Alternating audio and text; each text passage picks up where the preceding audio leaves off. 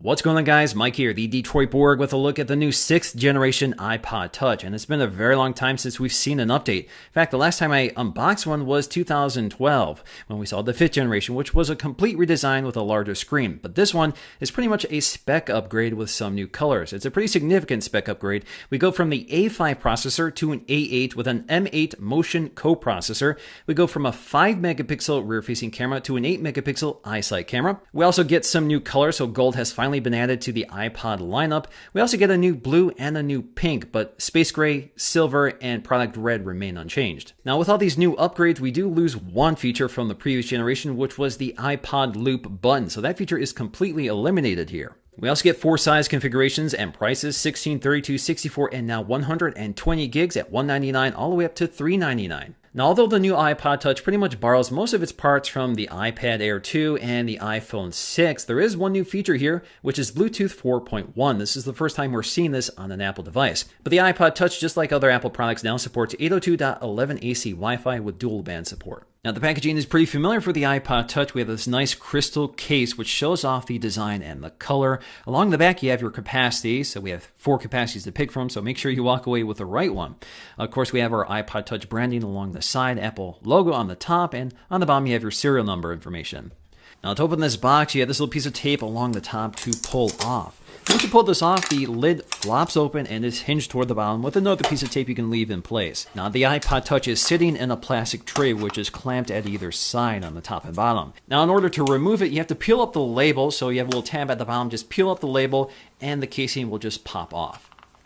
And there we go, we have our naked iPod Touch ready to boot up. Now, inside we have some paperwork with some instructions. Of course, this will vary depending on what version of iOS you're running. We also get a set of Apple stickers, which unfortunately are not color keyed to this iPod. In terms of the accessories, of course, we get a Lightning to USB cable, which is nicely tied up here with this paper wrapper. We also get a set of earpods, which are the cheaper variants. They do not include a remote control and microphone like the one on the iPhone, and we also don't get that carrying case like the iPhone. Taking a close look at the design of the iPod Touch, it's pretty much carried over here, very familiar Apple language. It looks like the current iPads and very similar to the iPhones, but it lacks that curved edges. But of course, we get that nice chamfered metal edge, which I think looks really nice with this gold color. We have a 4-inch Retina display unchanged here, resolution of 1136 by 640, good for 326 ppi. It's a really nice display, although not terribly large here.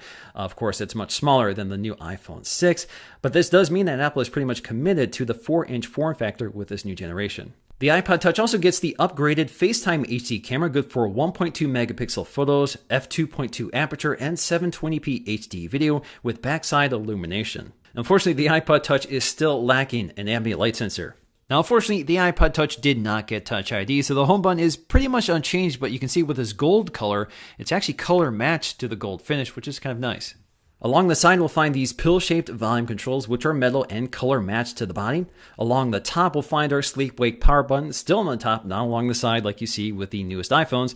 On the bottom, we have our Lightning connector, our speaker grill, and our headphone jack. You can see everything is color matched, including the surround of the Lightning port and the grill of the speaker. On the back, we have our new 8 megapixel iSight camera, good for 1080p HD video. We also have an LED flash, pretty much carried over from last generation. And between those, we'll find our microphone. Now, notice on the gold version and the space gray version, you do get a color matched camera ring. Now, toward the right, you'll find this black patch, which is a Wi-Fi window. Basically, this is a plastic trim piece, which is radio transparent, so Wi-Fi and Bluetooth can pass through it. We also get a very slight battery size increase. We go from 1030 milliamp hours to 1043 milliamp hours. Now, the interface is iOS 8.4, and as always, the wallpaper matches the color of the iPod. So we have this new gold color, we have this new gold wallpaper. But there are several other wallpapers to pick from that are unique to the 6th generation iPod Touch. Of course, they match the new colors of the iPod, such as that darker blue and the brighter pink. So of course, you can pick those from the wallpaper selector. Now, with the new 8 megapixel iSight camera and the new image processor built into the A8 chip, of course, we get some new camera features, which the previous iPod did not have, such as 120 frames per second slow motion. We also get burst photographs, so you can take a burst photograph by tapping and holding the shutter release just like you can with previous iPhones and iPads. Of course, we get more resolution to work with, although we still have an f2.4 aperture, which is kind of small, doesn't let a lot of light in. This is pretty much the same camera that's on the iPad Air 2. So images come out a lot clearer than before. So we get good color accuracy. Images generally look a little more vibrant than before. And if you have great lighting conditions, images look great. Now, low lighting conditions is still not the best camera here. You still see a lot of grain, but the A8 image processor does a pretty good job cleaning it up and brightening the photos. Now, in terms of the flash, it's not very bright and it's not a dual tone flash, so results can be mixed. Handheld video also looks really good here. So we do have software stabilization, which does a really good job cleaning up video, but we don't have optical image stabilization like we get with the 6 Plus, which I think is to be expected. What's going on, guys? Mike here, the Detroit Borg, testing out the front-facing camera on the iPod Touch 6th generation. So this is the new FaceTime HD camera, the same one that's on the iPad Air 2 and the iPhone 6 that launched last year. So it's a much better camera, lets a lot more light in. Images and video look much crisper, and color accuracy is certainly much improved. Now, still 720p HD video, just like before, and it's still 1.2 megapixels, but generally it's just a much better lens and much better sensor. Now, just to compare them, this is the FaceTime HD camera on the iPod Touch 5th generation. So it's not terrible here by any means, but you can see it's a little darker, it's not as crisp and clear, and the colors are a little on the yellow side. Another thing that's improved with the iPod Touch 6th generation is the speaker quality. Now, if you look at the previous generation, you can see the iPod Loop feature was built into the area behind the speaker, which probably took away a lot of space. So with the new generation, that's completely removed. So the speaker seems to be louder with more dynamic range, so it sounds a little richer. So this makes it a much better handheld gaming device than it used to be. So let's take a listen to compare them side by side to see if you can tell the difference.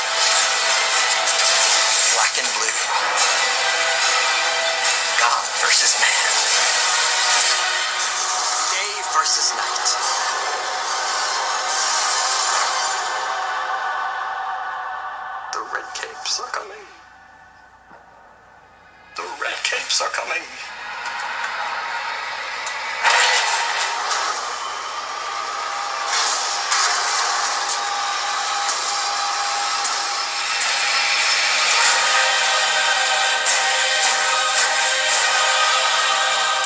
In terms of our Geekbench scores, this is where we see massive gains. So we see almost a 6-fold increase in performance over the previous generation. So we go from 215 to 1364 on the single core, and 414 to 2443 on the multi-core score. Although the iPod Touch and the iPhone 6 have an A8 processor, it's clocked a little lower on the iPod Touch, so we see lower scores here.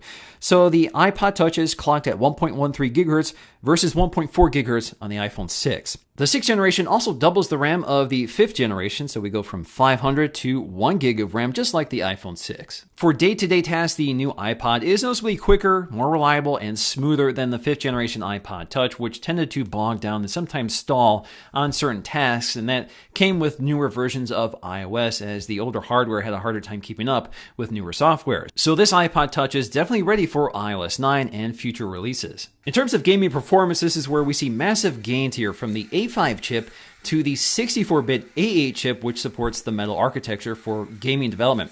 So you should see much better gaming performance out of this iPod Touch than the previous generation. So in my testing here, games look great. They pretty much keep up with the iPhone 6 or the iPad Air 2. So frame rate is smooth, details are crisp, and performance is great.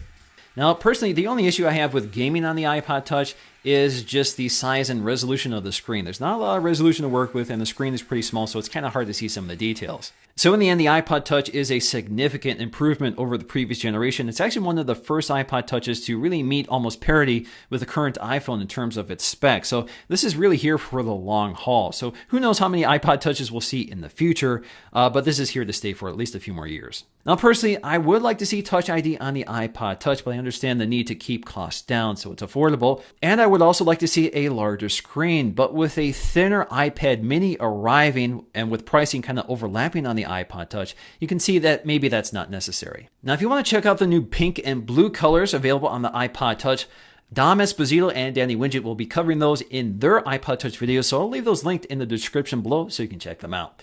So I hope you guys enjoyed this video. If you did, please give a thumbs up and let me know, and I'll see you guys in the next video.